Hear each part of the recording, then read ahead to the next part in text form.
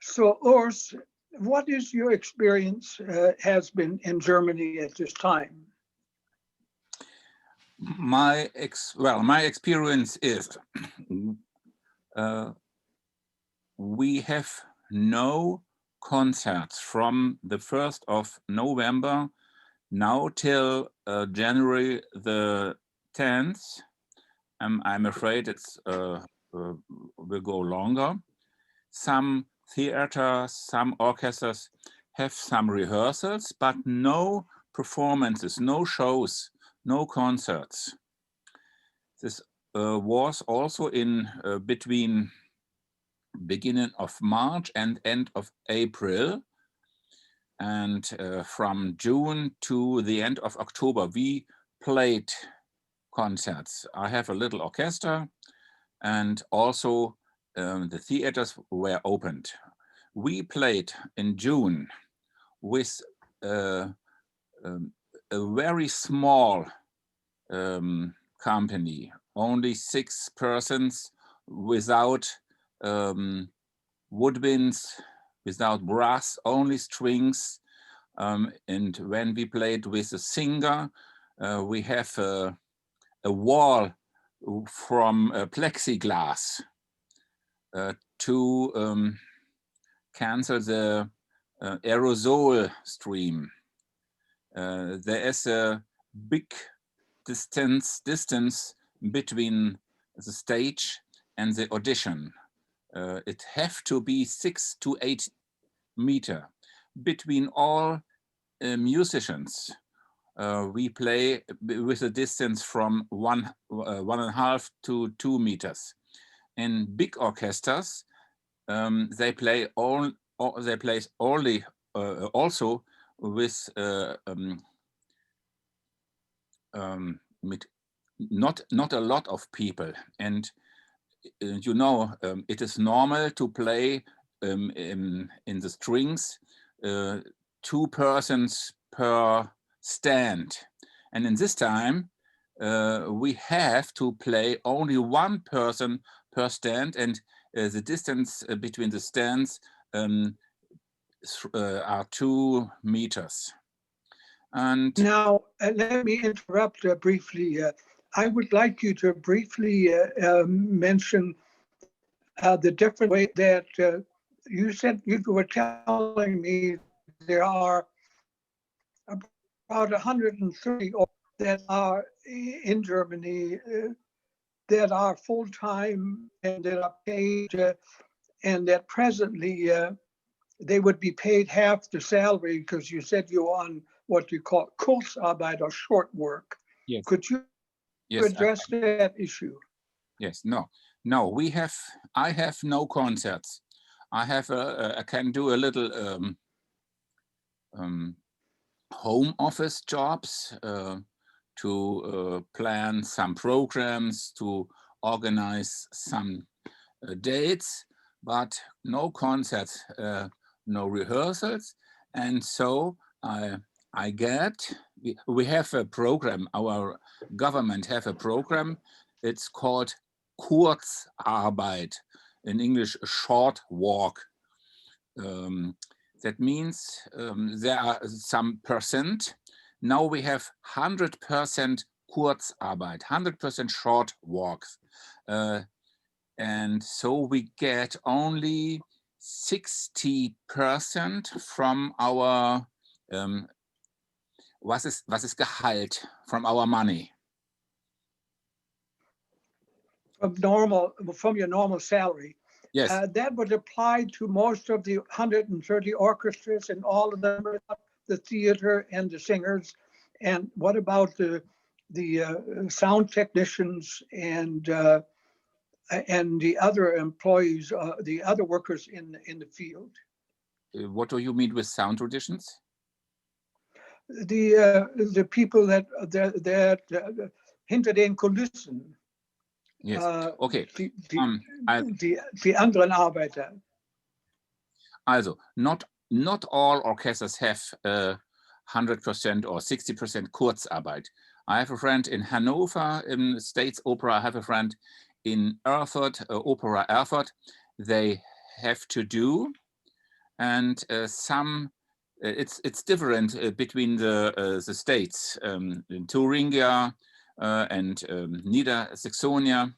In Hanover, for example, in Hanover, they play rehearsals.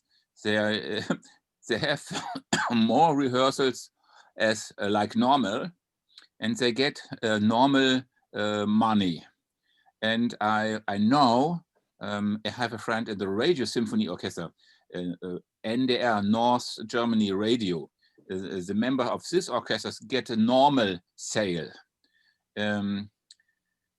But for in states theaters, in the cast get maybe normal sale. But for example, you know, we have a lot of people behind the stage, engineers for light, for sounds, and in the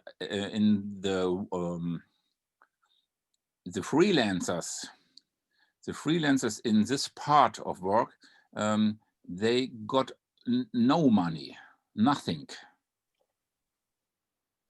because they have no tasks. There are no shows.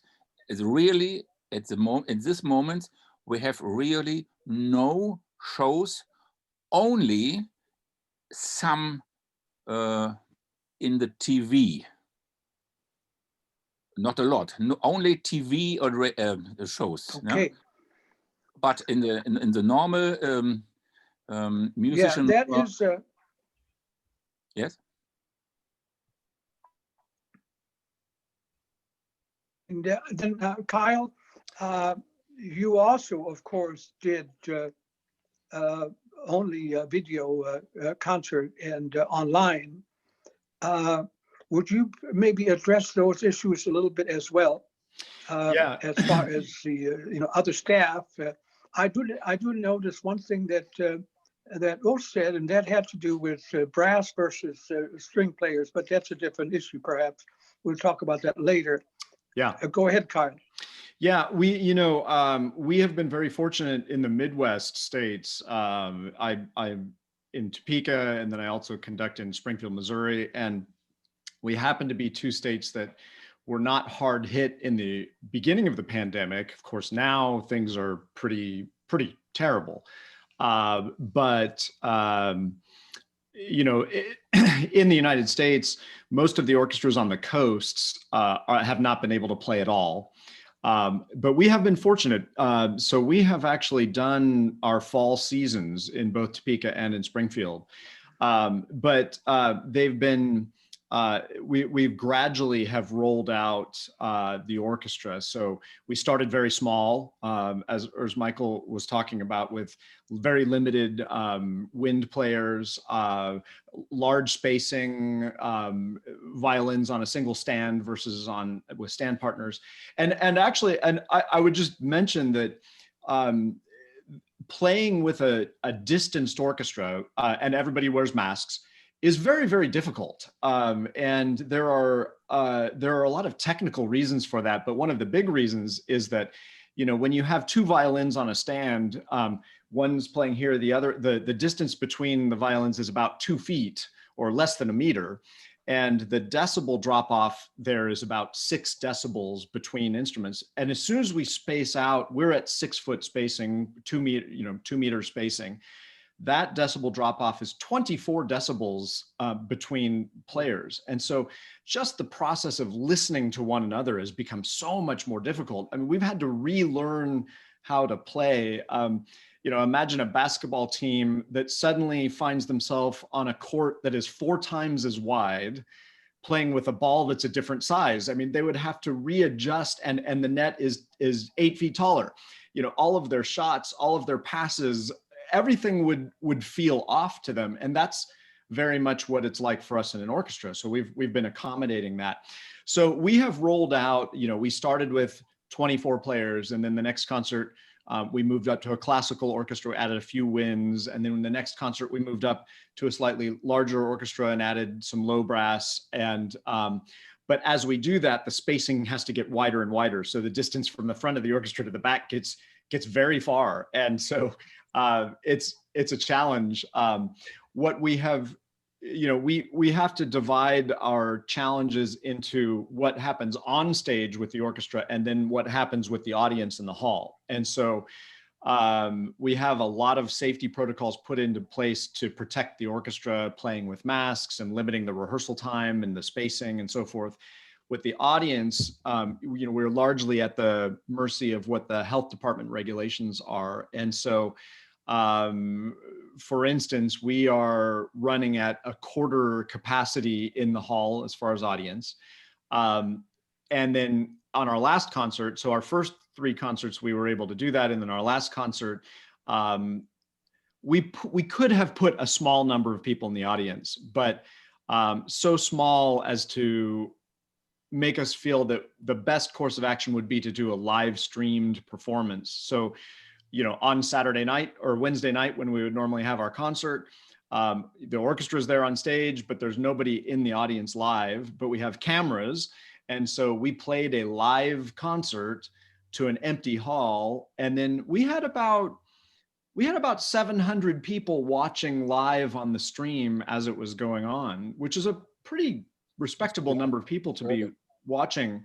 But it's a very strange sensation to do a live. It's nothing like doing a recording where you're in a recording session and it's silent and you do takes. I mean, we were doing a live performance, and then every time we finished a piece, it's dead silent in the hall, and I would turn around and bow to a camera, and it was a very strange sensation. But for us, we feel like the critical thing is to keep the orchestra going in our community. It keeps our payers played. It keeps us relevant and in the public view, even if we can't have the audience. And this is not a long-term solution. This is a bridge to get us back to when things start opening up again.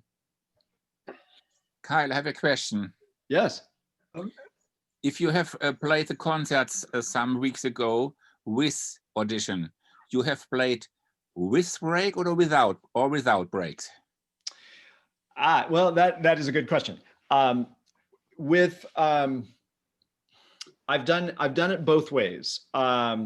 And so when we have the audience, it's been a little bit different based on the 2 communities that I'm in. In Springfield, we have had live audiences of about 400 people or so in a 2,300 seat hall. And there we have had no intermission. So I've shortened the concerts to about an hour.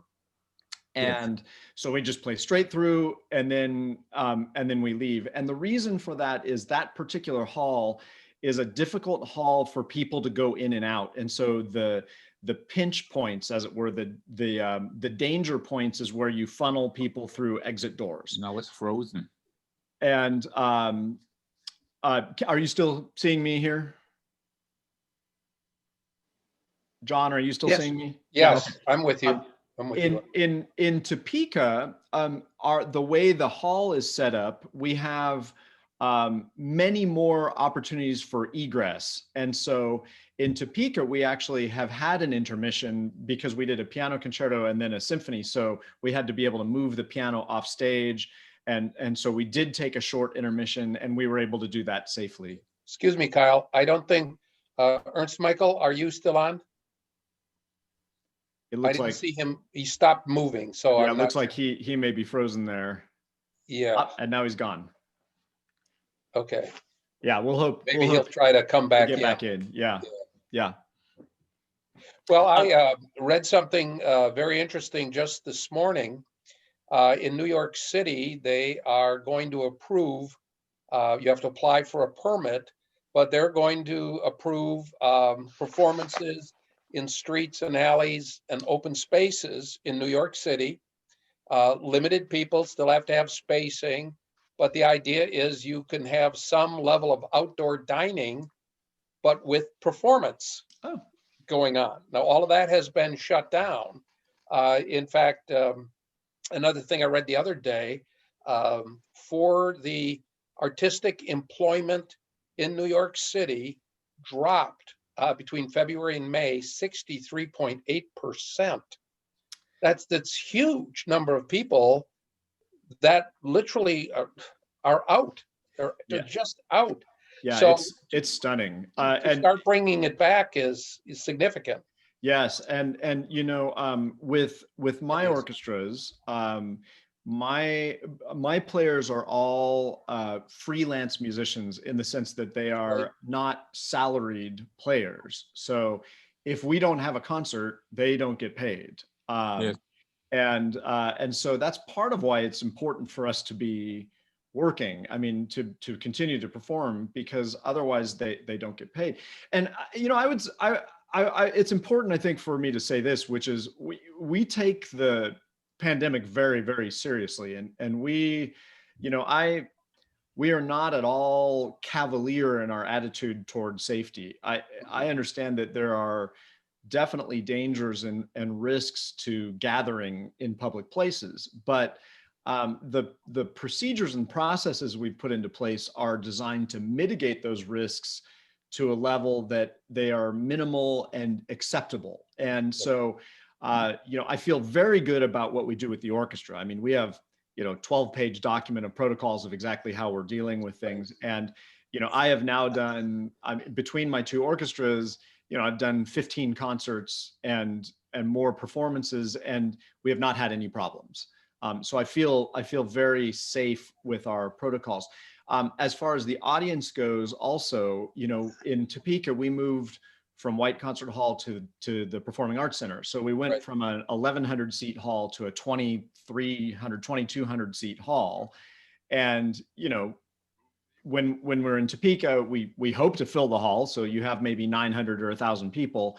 And now we're at TPAC, and in this hall that's 2.5 times larger, we have an audience that's about 250 people in person, and then usually another 300 people online watching.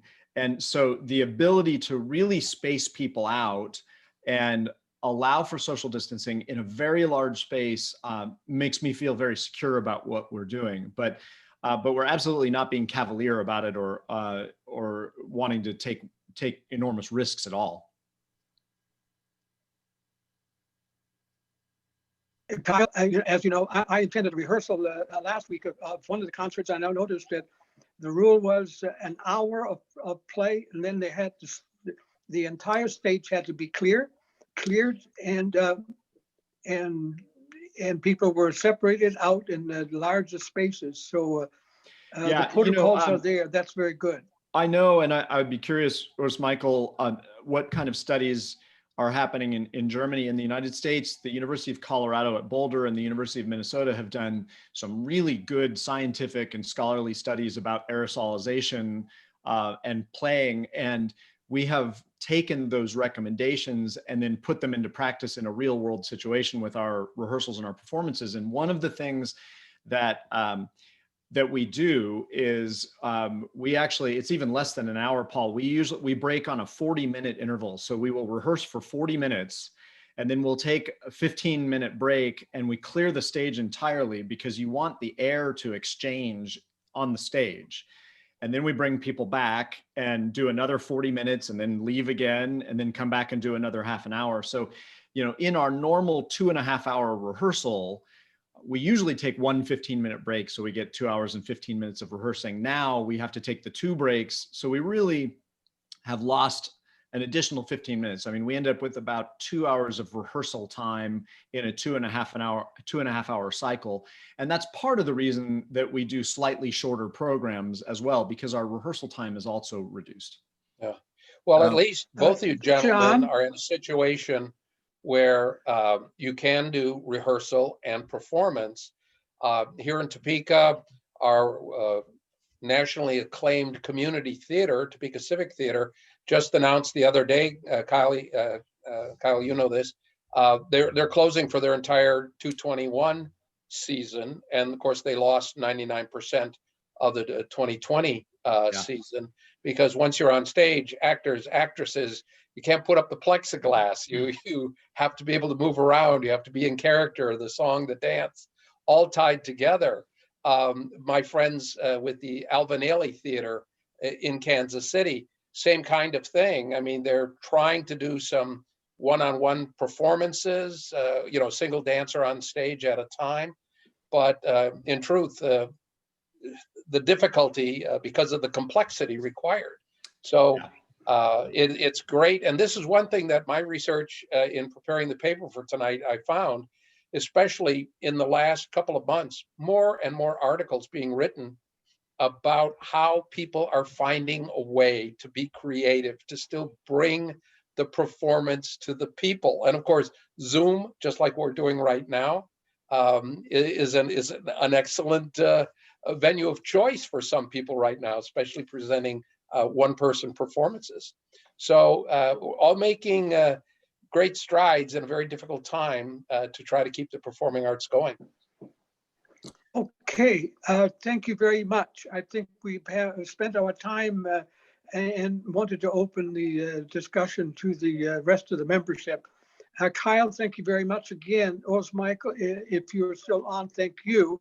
And John, of course, we'll see you shortly. Thank you very much. You're most welcome. I want to tell you something about the creative. Before November, when the theaters were playing, for example, Kyle, one show, it's about 3 hours, and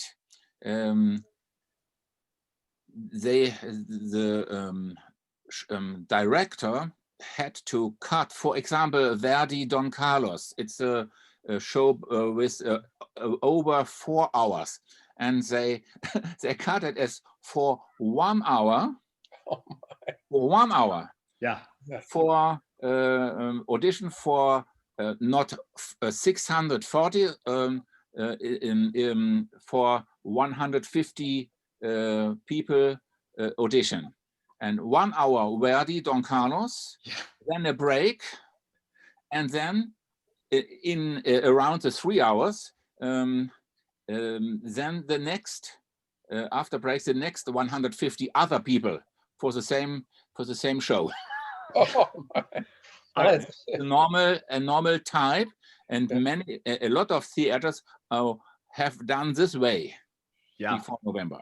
Yeah. And Urs-Michael, I know you dropped out when I was saying it, which is we have been doing most of our concerts, keeping about to an hour with no intermission.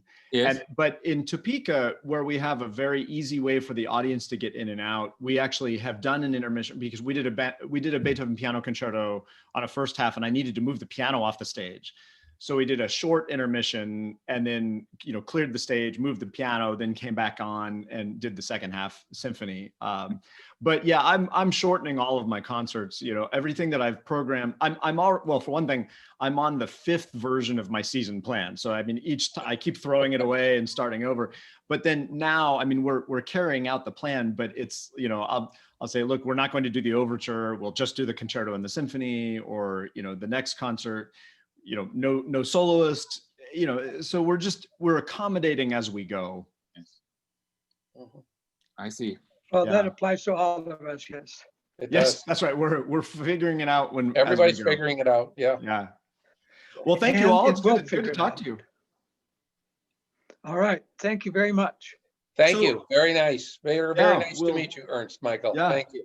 Good to see you, Urs-Michael. John. Auf Wiedersehen. Auf Wiedersehen. Wir sprechen mal später wieder. Yeah. Good luck. Yeah. Thank you very much. You bet. Thank you. Okay. Take care. Bye. Bye-bye.